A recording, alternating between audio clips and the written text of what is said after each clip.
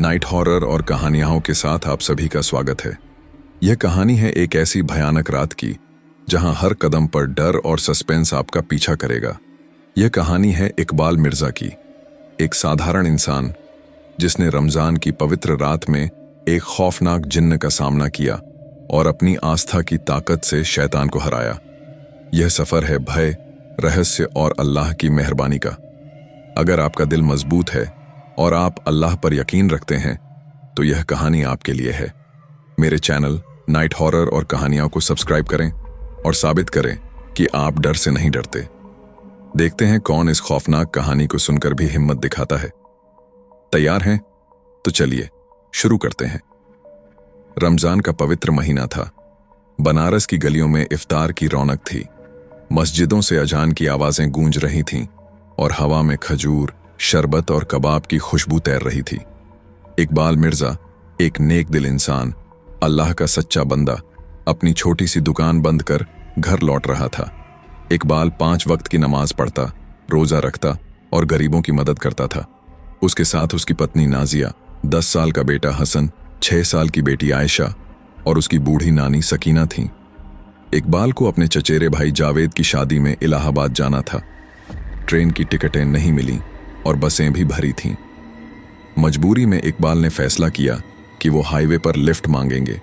सूरज डूब चुका था और आसमान में लाल रंग की लकीरें थीं, जैसे खून की छींटें बिखरी हों। हवा में हल्की ठंडक थी। इकबाल ने खजूर और पानी से इफ्तार किया और परिवार को हौसला दिया, अल्लाह पर भरोसा रखो, वो रास्ता दिखाएगा। नाजिया ने चिंता भरी नजरों से पूछा, इकबाल, रात में हाईवे पर लिफ्ट लेना ठीक है? इकबाल ने मुस्कुराकर कहा, अल्लाह की मेहरबानी से सब ठीक होगा। कई गाड़ियां गुजरीं, लेकिन कोई नहीं रुका। आखिरकार एक पुराना ट्रक धूल उड़ाता रुका। ड्राइवर रघु यादव, एक भारी भरकम आदमी, ने खिड़की से झांककर पूछा, कहां जाना है? उसकी आवाज में रुखापन था, लेकिन आंखों में हल्की गर्मजोशी। इलाहाबाद भैया, अल्लाह की मेहरबानी से लिफ्ट दे दो, इकबाल ने विनम्रता से कहा। रघु ने सिगरेट जलाई और हंसकर बोला, चढ़ जाओ, लेकिन रात गहरी हो रही है, ये हाईवे ठीक नहीं। लोग कहते हैं यहां वो जिन्न का साया मंडराता है। इकबाल को लगा वो मजाक कर रहा है। अल्लाह पर भरोसा है भैया, शैतान की बातें छोड़ो, उसने कहा। परिवार ट्रक में चढ़ गया। हसन और आयशा खिड़की से बाहर देखने लगे, उत्साह में। नाजिया ने बच्चों को कसकर पकड़ा और सकीना दुआएं पढ़ने लगी। ट्रक चल पड़ा। रघु ने रेडियो ऑन किया। पुराने गाने बजने लगे। लेकिन जैसे जैसे रात गहरी हुई, हाईवे सुनसान हो गया। ट्रक की हेडलाइट्स अंधेरे को चीर रही थीं। इकबाल जेब से छोटी सी कुरान निकालकर सूरह यासीन पढ़ने लगा। तभी ट्रक एक सुनसान इलाके में पहुंचा। पेड़ों की छाया में अजीब सा सन्नाटा था। सड़क के किनारे जंगली झाड़ियां थीं और हवा में ठंडी सिहरन। रघु ने रेडियो बंद किया और बड़बड़ाया, ये वो जगह है, यहां वो जिन्न रहता है, कहते हैं रात में बच्चों को ले जाता है। इकबाल ने कहा, अल्लाह की ताकत से बड़ा कोई नहीं। लेकिन तभी हवा में ठंडक बढ़ गई। आयशा ने डर से नाजिया का हाथ पकड़ लिया। ट्रक की स्पीड कम हो गई, जैसे कोई अदृश्य शक्ति उसे रोक रही हो। रघु का चेहरा पसीने से तर हो गया। वो आ रहा है, उसने फुसफुसाया। अंधेरे में दूर से एक काला साया दिखा, लंबा, डरावना, जिसके चेहरे पर सिर्फ चमकती नीली आंखें थीं। ट्रक रुक गया। इकबाल का दिल धड़क उठा। उसने बच्चों को सीने से लगाया और अल्लाह का नाम लिया। क्या होगा अब? ट्रक के रुकते ही सन्नाटा छा गया। रघु ने इंजन स्टार्ट करने की कोशिश की, लेकिन इंजन खामोश था। ये उसी की करतूत है, वो डर से चिल्लाया। इकबाल ने परिवार को कसकर पकड़ा और अल्लाहू अकबर फुसफुसाया। हसन और आयशा डर से कांप रहे थे। नाजिया ने बच्चों को दुपट्टे से ढक लिया। सकीना की दुआएं तेज हो गईं। तभी बाहर से एक भयानक हंसी गूंजी, जैसे सैकड़ों आत्माएं चीख रही हों। काला साया अब ट्रक के करीब था। उसका चेहरा धुंधला था, लेकिन नीली आंखें जल रही थीं। उसकी उंगलियां लंबी और टेढ़ी मेढ़ी थीं, जैसे पेड़ की सूखी टहनियां। वो ट्रक की खिड़की पर झुका और रघु को देखकर बोला, बच्चे दे दें, नहीं तो सब मरेंगे। उसकी आवाज ऐसी थी जैसे कब्र से निकली हो। रघु के पास बच्चे नहीं थे, लेकिन जिन्न की नजर हसन और आयशा पर पड़ी। इकबाल ने तुरंत सूरह फलक पढ़नी शुरू की। कुल औजू बिरब्बिल फलक। उसकी आवाज में ताकत थी। जिन्न पीछे हटा, जैसे आयतों ने उसे जलाया हो। वो गुस्से से चीखा और ट्रक हिलने लगा, जैसे कोई तूफान आ गया हो। हसन ने डर से इकबाल का हाथ पकड़ा। अब्बा, वो हमें ले जाएगा। इकबाल ने उसे चुप कराया। अल्लाह हमारे साथ है बेटा, डर मत। रघु बाहर निकला और चिल्लाया, मैं इसे देखता हूं। लेकिन जिन्न ने उसे पकड़ लिया। उसकी टेढ़ी उंगलियां रघु की बाह में धंस गईं और वो उसे जंगल की ओर घसीटने लगा। नहीं, इकबाल चिल्लाया।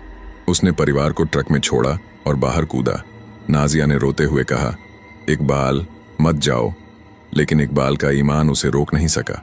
उसने कुरान निकाली और सूरह नास पढ़नी शुरू की। कुल औजू बिरब्बिन नास। उसकी आवाज हाईवे पर गूंजी। जिन्न ने रघु को छोड़ दिया और दर्द से चीखा। उसका साया धुंध में बदल गया और वो गायब हो गया, लेकिन उसकी हंसी हवा में गूंज रही थी। रात लंबी है इकबाल मिर्जा, तेरे बच्चे मेरे होंगे। रघु ने पसीना पोंछते हुए ट्रक में वापसी की। तूने मुझे बचा लिया भाई, उसने कांपती आवाज में कहा। इकबाल ने कहा, यह अल्लाह की मेहरबानी है। ट्रक फिर चला, लेकिन जिन्न की छाया पीछे लगी थी। उसकी हंसी हाईवे पर गूंज रही थी, जैसे वो हर तरफ हो। नाजिया बच्चों को सीने से लगाए रो रही थी। सकीना ने कहा, इकबाल तू अल्लाह का बंदा है, उसे याद रख। इकबाल ने परिवार को हौसला दिया। अल्लाह पर भरोसा रखो, वो हमें बचाएगा। लेकिन उसके मन में डर था। जिन्न का पहला हमला टल गया था, लेकिन वो बार बार लौटेगा। रात गहरा रही थी, हाईवे पर सन्नाटा था और ठंड बढ़ रही थी। क्या इकबाल अपने परिवार को इस शैतानी ताकत से बचा पाएगा? रात के 12 बज चुके थे। ट्रक हाईवे पर तेजी से भाग रहा था, लेकिन जिन्न की छाया पीछे लगी थी। रघु का चेहरा डर से पीला पड़ गया। भाई, ये जिन्न सदियों पुराना है।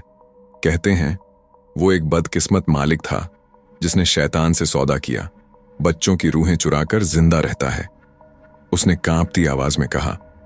इकबाल ने सख्ती से जवाब दिया, शैतान की बातें छोड़ो रघु, अल्लाह की ताकत सबसे बड़ी है। लेकिन मन में हल्का डर था। अचानक ट्रक के टायरों से तेज आवाज आई। ट्रक डगमगाया और रुक गया। रघु ने बाहर देखा। टायरों पर गहरे निशान थे, जैसे किसी ने उन्हें नुकीली चीज से चीरा हो। ये उसी की करतूत है, वो चिल्लाया।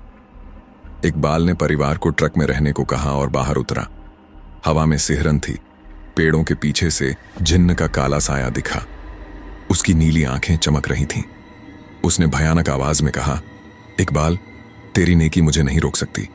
बच्चे दे दे, नहीं तो सब मरेंगे। इकबाल ने परिवार को ट्रक में बंद किया और जिन्न को ललकारा, शैतान तू अल्लाह के बंदे से टकरा रहा है। उसने सूरह बकरा की आयतें पढ़नी शुरू की। जिन्न की नीली आंखें चमकीं, लेकिन वो दर्द से चीखा और पीछे हट गया। तभी वो अचानक गायब हो गया और ट्रक के अंदर आयशा के रूप में प्रकट हुआ। असली आयशा नाजिया की गोद में थी, लेकिन नकली आयशा हंस रही थी। उसकी आंखें नीली चमक रही थीं। नाजिया चिल्लाई, इकबाल ये आयशा नहीं है।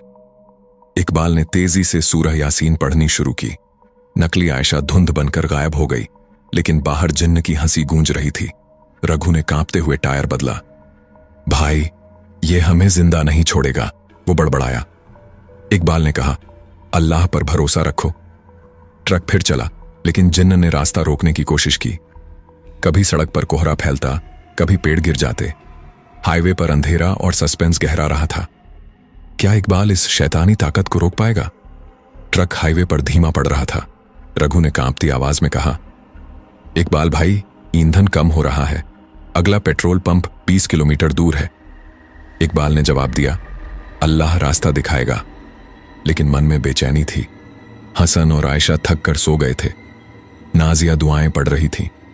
सकीना की तस्बीह की आवाज ट्रक में गूंज रही थी। अचानक कोहरा इतना घना हुआ कि हेडलाइट्स बेकार हो गईं। रघु ने ट्रक रोका। ये क्या हो रहा है? वो बड़बड़ाया। तभी जिन्न फिर प्रकट हुआ, इस बार गुस्से में। उसका साया और बड़ा था। नीली आंखें आग की तरह जल रही थीं। उसने ट्रक का दरवाजा खोलने की कोशिश की। आयशा डर से चीख उठी। इकबाल ने सूरह मुल्क पढ़नी शुरू की। तबारकल्लजी बियदिहिल मुल्क। उसकी आवाज में ताकत थी।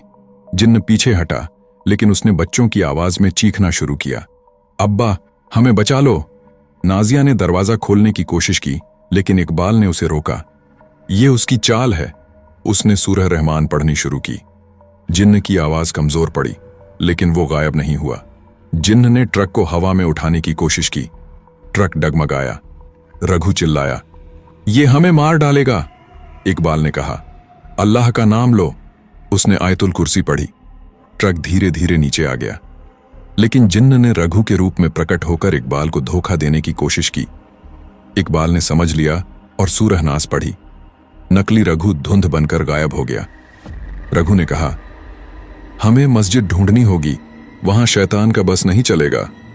इकबाल ने हौसला दिया, अल्लाह रास्ता दिखाएगा। लेकिन हाईवे पर सिर्फ कोहरा और अंधेरा था। क्या इकबाल अपने परिवार को बचा पाएगा? ट्रक की हेडलाइट्स में दूर एक मस्जिद की मीनार की रोशनी चमकी। इकबाल को उम्मीद जगी। वहां चलो रघु, मस्जिद में शैतान नहीं घुस सकता। रघु ने ट्रक चलाया, लेकिन जिन्न ने रास्ते में कांटों की दीवार खड़ी कर दी। इकबाल ने सूरह इखलास पढ़ी और कांटे गायब हो गए। जिन्न ने फिर बच्चों की आवाज में चीखा, अम्मी, अब्बा, हमें बचा लो। नाजिया ने रोते हुए दरवाजा खोलने की कोशिश की, लेकिन इकबाल ने उसे रोका। उसने सूरह फातिहा पढ़ी। जिन्न की आवाजें कमजोर पड़ीं। मस्जिद अब करीब थी। उसकी रोशनी कोहरे में सुकून दे रही थी। जिन्न ने आखिरी कोशिश की। उसने सड़क पर आग की लकीर बनाई। इकबाल ने आयतुल कुर्सी पढ़ी। आग बुझ गई और ट्रक मस्जिद के फाटक पर पहुंचा। इकबाल ने परिवार को उतारा और मस्जिद में ले गया। यहीं रहो, अल्लाह की पनाह में, उसने कहा। नाजिया ने रोते हुए पूछा, तुम कहां जा रहे हो? इकबाल ने कहा, यह शैतान मेरा इम्तिहान ले रहा है, मुझे इसे खत्म करना होगा। वो कुरान लेकर बाहर निकला। जिन्न फाटक पर खड़ा था। उसकी नीली आंखें जल रही थीं। इकबाल, तूने मेरे शिकार छीन लिए, लेकिन तुझे नहीं छोड़ूंगा, वो चीखा। इकबाल ने सूरह यासीन पढ़ी। जिन्न चीखा। उसका साया जलने लगा। इकबाल ने मस्जिद के पास एक पुराना कुआं देखा। उसने लकड़ियां इकट्ठी की और कुएं के पास आग जलाई। सूरह फलक और नास पढ़ते हुए उसने जिन्न को कुएं की ओर धकेला। जिन्न चीखा, इकबाल, तूने मुझे हरा दिया। उसका साया आग में जल गया और राख कुएं में गिर गई। हाईवे पर सन्नाटा छा गया। कोहरा छौंटा और मस्जिद की रोशनी चमक उठी। इकबाल मस्जिद में लौटा। परिवार उसे गले लगाकर रोया। अल्लाह ने हमें बचा लिया, नाजिया ने कहा। मस्जिद की रोशनी में इकबाल मिर्जा का परिवार सुकून में था। जिन्न की राख कुएं में गिर चुकी थी और उसकी भयानक चीखें हाईवे पर थम गई थीं। कोहरा छूट गया था और मस्जिद की मीनार की रोशनी फिर से आसमान को चीर रही थी। इकबाल ने सुकून की सांस ली, लेकिन उसके मन में एक अजीब सी बेचैनी थी। उसे लग रहा था कि यह रात इतनी आसानी से खत्म नहीं होगी। क्या जिन्न सचमुच हमेशा के लिए गायब हो गया था, या उसकी शैतानी ताकत अभी बाकी थी? फातिमा ने हसन और आयशा को कसकर गले लगाया। बच्चे डर से सिमटे थे, लेकिन इकबाल की मौजूदगी से उन्हें हौसला मिल रहा था। सकीना, इकबाल की नानी, तस्बीह फेरते हुए दुआएं पढ़ रही थी। उसकी उंगलियां तस्बीह के दानों पर तेजी से चल रही थीं और उसकी आवाज में अटूट विश्वास था। या अल्लाह, अपने बंदों की हिफाजत कर, वह बार बार फुसफुसा रही थी। रघु यादव, ट्रक ड्राइवर, मस्जिद के दरवाजे पर खड़ा था। उसका चेहरा अभी भी पीला था और उसकी आंखों में डर साफ झलक रहा था। इकबाल भाई, क्या वो जिन्न सचमुच चला गया? उसने कांपती आवाज में पूछा। इकबाल ने जवाब दिया, रघु, अल्लाह पर भरोसा रख। शैतान की ताकत अल्लाह के सामने कुछ नहीं। लेकिन तभी हवा में फिर से ठंडी सिहरन फैल गई। मस्जिद की मीनार की रोशनी मंद पड़ने लगी, जैसे कोई अदृश्य शक्ति उसे दबा रही हो। बाहर हाईवे पर कोहरा, जो अभी अभी छोटा था, फिर से गहराने लगा। इकबाल का दिल धड़क उठा। उसने कुरान शरीफ को सीने से लगाया और सूरह यासीन की तिलावत शुरू की। यासीन वल कुरानिल हकीम। उसकी आवाज मस्जिद की दीवारों से टकराकर गूंज रही थी।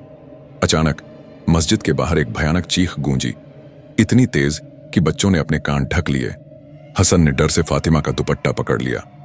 अब्बा, वो वापस आ गया, उसने कांपते हुए कहा। आयशा रोने लगी। अम्मी, वो हमें ले जाएगा।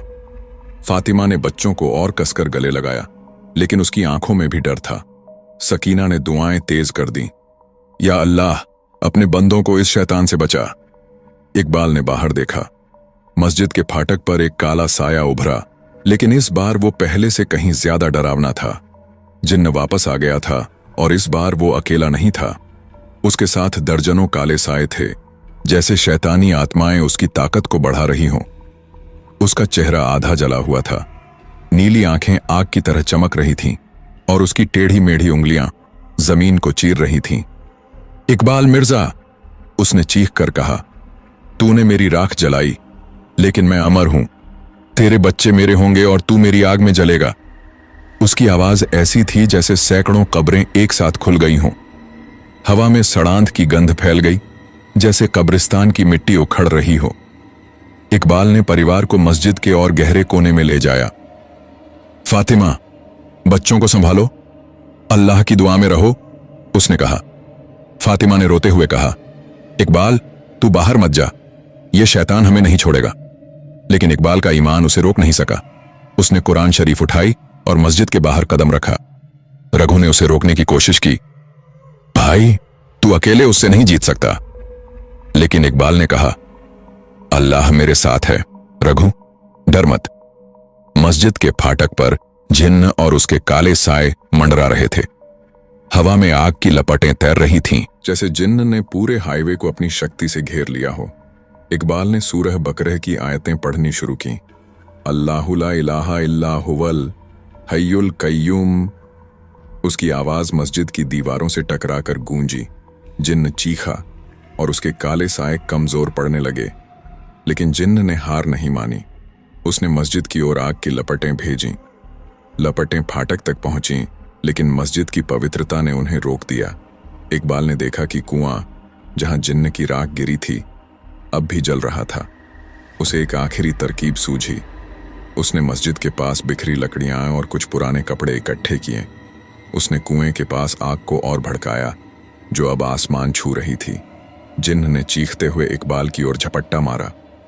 उसकी टेढ़ी उंगलियां इकबाल की गर्दन की ओर बढ़ीं, लेकिन इकबाल ने सूरह फलक और सूरह नास पढ़ना शुरू किया। कुल औजु बिरब्बिल फलक, कुल औजु बिरब्बिन नास। उसकी आवाज में ऐसी ताकत थी कि जिन्न का शरीर जलने लगा। जिन्न ने आखिरी कोशिश की। उसने हवा में हसन और आयशा की आवाजें बनाई। अब्बा, हमें बचा लो। ये आवाजें इतनी वास्तविक थीं कि इकबाल का दिल एक पल को डगमगा गया, लेकिन उसने खुद को संभाला और ललकारा, शैतान, तेरी चालें अब नहीं चलेंगी। उसने आयतुल कुर्सी की तिलावत तेज की।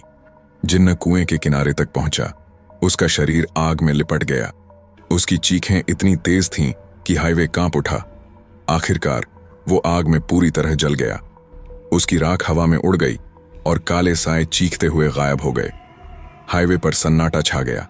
कोहरा पूरी तरह छोंट गया और मस्जिद की मीनार की रोशनी फिर से चमकने लगी। इकबाल मस्जिद में लौटा। फातिमा और बच्चे उसे देखकर गले लग गए।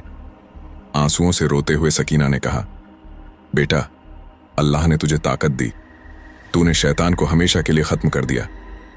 रघु, जो अब तक मस्जिद के बाहर खड़ा था, ने कहा, इकबाल भाई, मैंने आज अल्लाह की ताकत देखी। मैं भी तेरा साथ दूंगा। लेकिन कहानी यहीं खत्म नहीं हुई।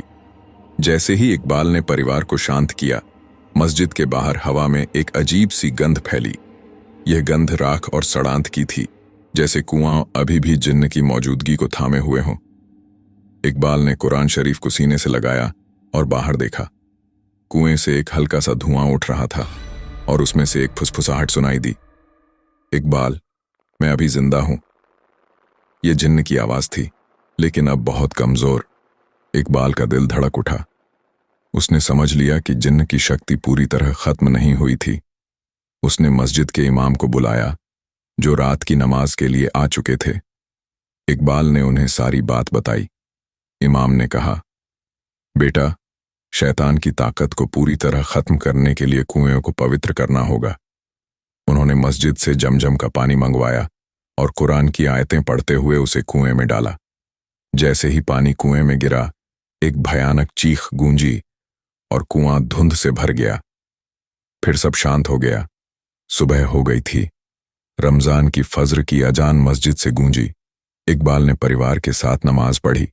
अजान की आवाज ने हाईवे को पवित्र कर दिया। ट्रक का ईंधन चमत्कारिक ढंग से भर गया, जैसे अल्लाह ने उनकी मदद की हो। वे ट्रक में बैठकर इलाहाबाद की ओर बढ़े। हाईवे अब शांत था, जैसे कोई बुराई कभी थी ही नहीं। सूरज की किरणें आसमान में फैल रही थीं। इलाहाबाद पहुंचकर जावेद की शादी धूमधाम से हुई। इकबाल की कहानी पूरे इलाके में फैल गई। लोग उसे अल्लाह का नेक बंदा कहने लगे, जिसने खौफनाक जिन्न को हराया। रघु ने भी अल्लाह का रास्ता अपनाया और इकबाल का दोस्त बन गया। इकबाल ने अपने परिवार को देखा। फातिमा, हसन, आयशा और सकीना मुस्कुरा रहे थे। उसने मन में कहा, अल्लाह तेरा शुक्र है, तेरी ताकत ने हमें बचा लिया। लेकिन उस रात की यादें इकबाल के मन में हमेशा के लिए बसी रहीं। उसे पता था कि शैतान की ताकत कमजोर हो सकती है, लेकिन अल्लाह की ताकत के सामने वो कभी नहीं टिक सकता। हाईवे की वो सुनसान रात अब एक कहानी बन चुकी थी, जो बनारस से इलाहाबाद तक हर गली में गूंज रही थी। दोस्तों, ये कहानी कैसी लगी? अपने कमेंट्स में जरूर बताएं और नाइट हॉरर और कहानियां को सब्सक्राइब करना न भूलें। अगली डरावनी कहानी के साथ फिर मुलाकात होगी। तब तक के लिए खुदा हाफिज। दोस्तों, हम आपके लिए बड़ी मेहनत से डरावनी और रहस्यमयी कहानियां लेकर आते हैं, इसलिए आपसे एक छोटी सी गुजारिश है। कृपया हमारे चैनल नाइट हॉरर कहानियन को सब्सक्राइब जरूर करें। आपका साथ ही हमें और मेहनत करने और भी खौफनाक कहानियां लाने की ताकत देता है।